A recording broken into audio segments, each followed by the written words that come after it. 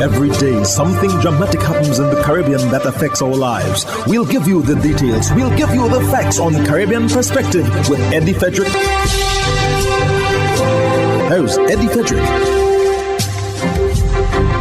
So glad you can join us. A stern warning in the form of a prophecy from an apparent clairvoyant pastor for Grenada's new Prime Minister. This story takes the lead in today's edition of Caribbean Perspective for Tuesday, 28th June 2022. Details when we return. Hubbard's Motor Department Mount Gay and Hubbard's Tire Bay, located at the Building Supplies compound in Grenada, are reminding the motoring public that another round for licensing and inspection has begun. Just arrived on new shipments of quality furrowed and torque tires to fit all makes and models of vehicles at competitive pricing. Shop early to avoid the hassle of long lines. WhatsApp them on 473-405-5482. Hubbard's, quality service, affordable prices.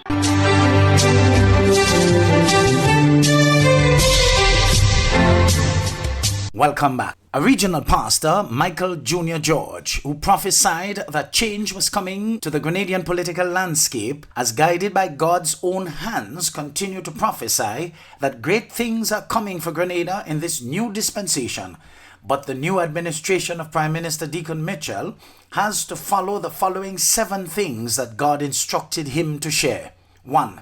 Every decision Prime Minister Mitchell makes must be rooted in godly wisdom. 2. Do not listen to distractors, because God says they are coming for your blood. There are traps that they will be setting for your downfall. 3. Put the people of Grenada first. 4. Clean up the local public and private sectors. 5. Guide and invest heavily in the youth of the nation. Set them back on course. 6. Never allow himself and his administration to be pressured by international voices. 7. Welcome and join hands with meaningful partnerships that are coming your way in 2023 and beyond. They are now willing to come even though they were prevented before. They are waiting with stretched arms to help develop your infrastructure and create opportunities for your people. Out with the old and in with the new. These well-founded prophecies were shared on Sunday as part of Pastor Michael Jr. George's sermon on his pulpit. In other news, employers in Trinidad and Tobago who are in arrears with their payments for the National Insurance Board are being granted a waiver on their penalties and interest. Terry-Ann Brown-Campbell of TTT News reports. According to Finance Minister Colm Imber, the $1 billion shortfall in the contributions to the National Insurance Board's fund and its payout to beneficiaries is being addressed.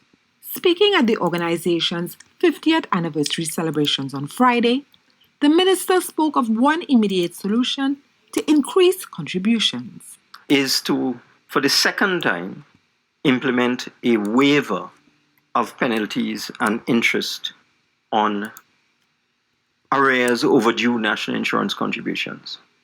Minister Imbert said a provision has been inserted into the National Insurance Act to allow for these waivers.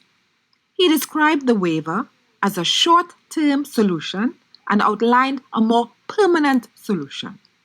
One recommendation that we've decided to go ahead with is increasing the retirement age. We do believe that this is a serious solution to the problem, because if people are working longer, instead of retiring at 60, retiring at 65, then they would be making contributions for 5 more years. The finance minister indicated 3 other recommendations had been made by the actuaries to address the shortfall in the fund. These included bringing the self-employed into the system, freezing the pension, and increasing the contribution rates. And of course that helps the fund, because it delays the entry of these retirees into the fund, and it also creates additional contributions for the fund. He insisted that at this time, government is not considering increasing the rates of contributions to the national insurance system. Terry-Ann Brown-Campbell, TTT News. Through digital transformation, the Division of Public Sector Modernization continues to modernize and restructure the public sector in St. Lucia. Zane Romulus of the DBS News World reports. Recognizing the need to improve public access to ICT resources, the Department of Public Service established a Service Bureau office on Bourbon Street in Castries to help citizens with all DigiGov transactions. Minister with responsibility for the public service, Virginia Albert Poyet, cut the ribbon to officially open the office, commending the DigiGov team and SBA agents for leading the charge in the reform of government services. Many times people have accused the public service of being very inefficient, very slow, and not very productive.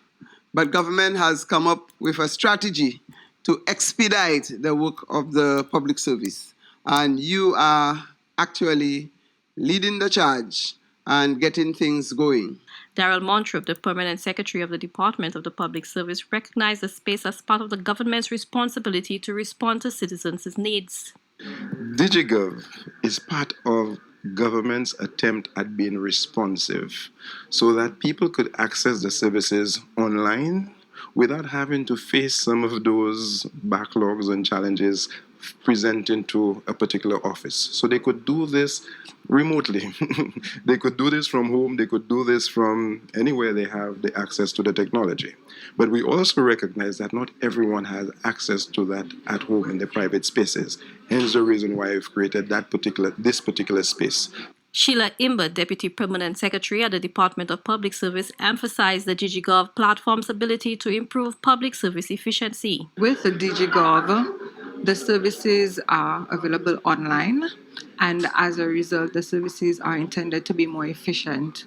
What you would have done is go into a government agency to apply for a service, and so it was dependent a lot on personnel, human resources to get through the processes.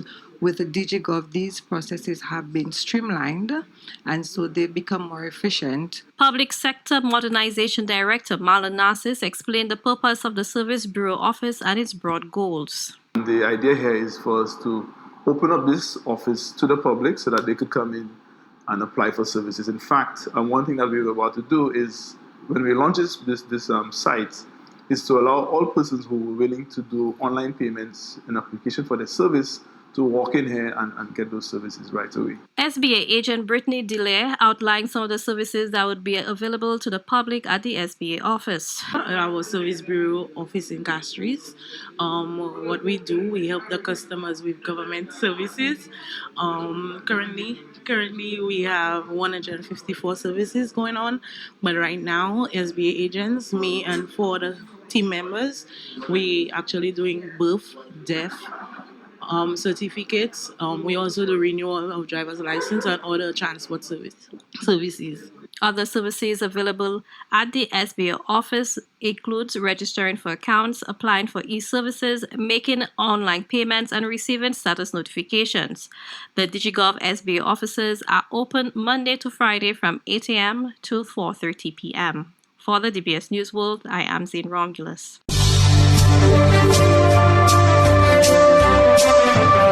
You're listening to Caribbean Perspective with Eddie Frederick.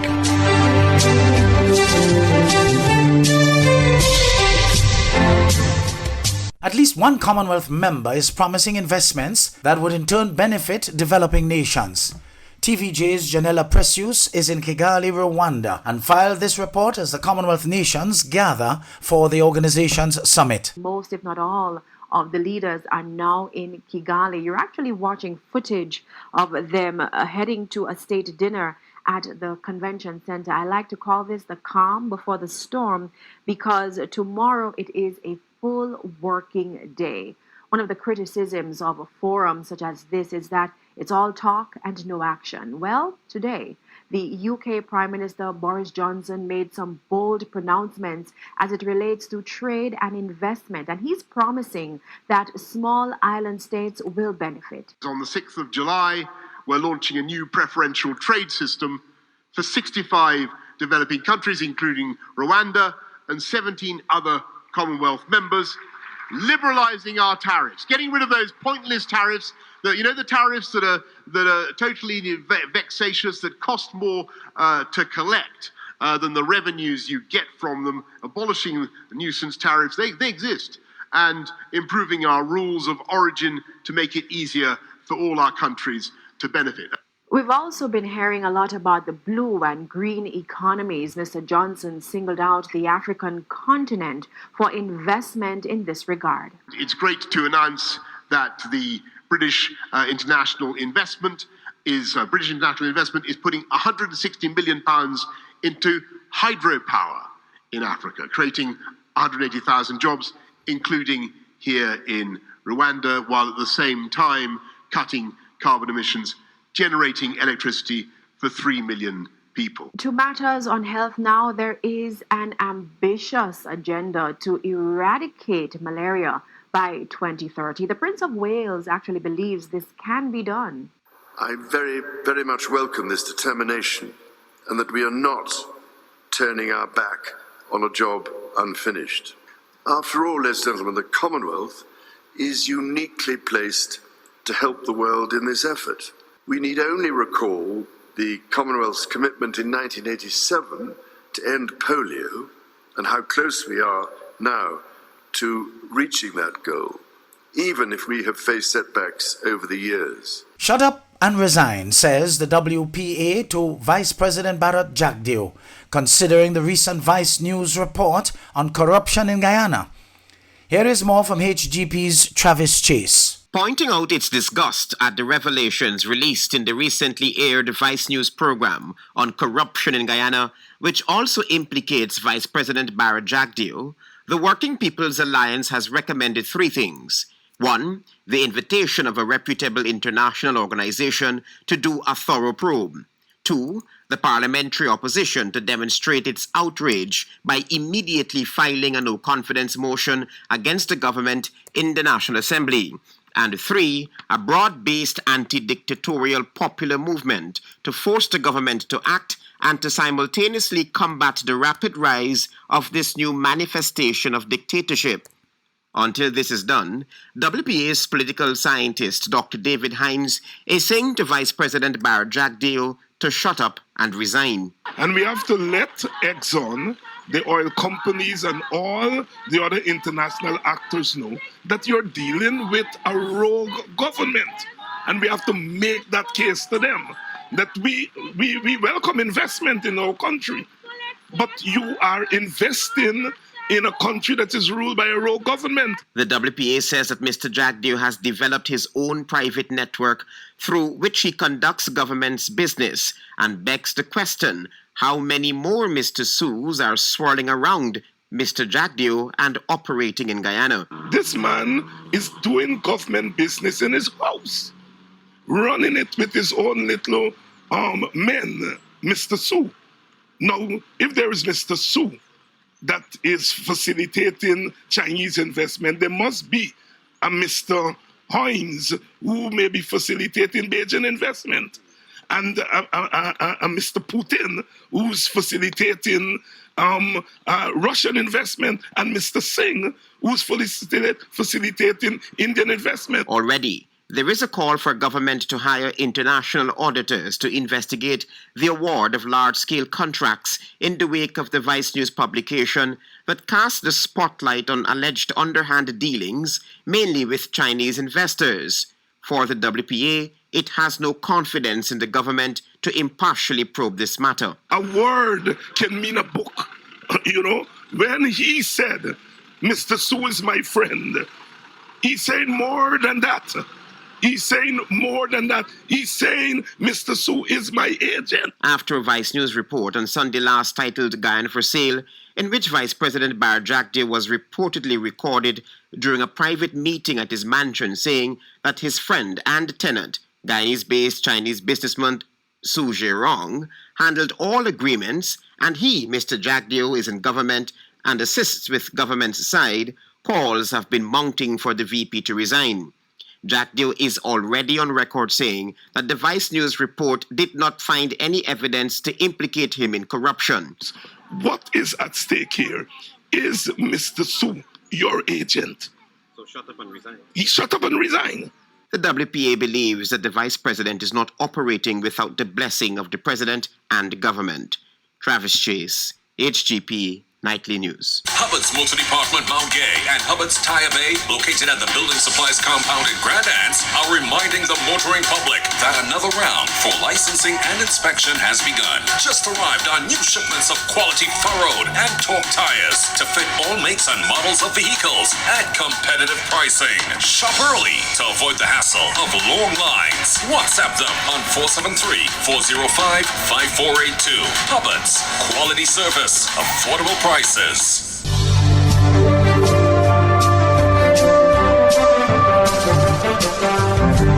I am Eddie Frederick. This has been Caribbean Perspective, a whole new approach to highlighting developments in the Caribbean. In the meantime, please continue to log on to CaribbeanPerspective.com for more daily news and more.